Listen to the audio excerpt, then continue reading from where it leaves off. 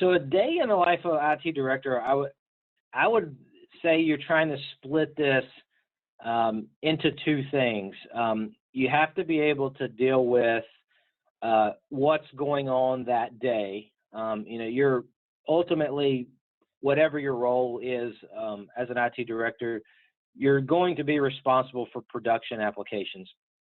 So I think what you have to say, your first objective is always making sure your systems are up and running and performing.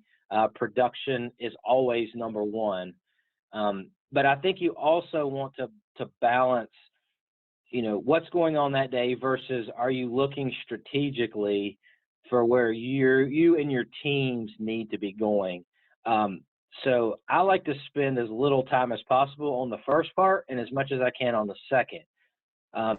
If you're looking at, so a lot of the, responsibilities I had when you're running a DevOps program and a few of the other teams I had, it's sort of project focused. You're doing delivery work.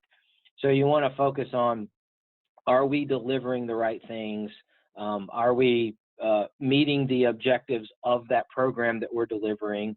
You spend a lot of time talking with your peers and some of the users of the system to determine, are we building the right things? Are we meeting what your desired goals are? And then the second part is, making sure your team is delivering and thinking strategically.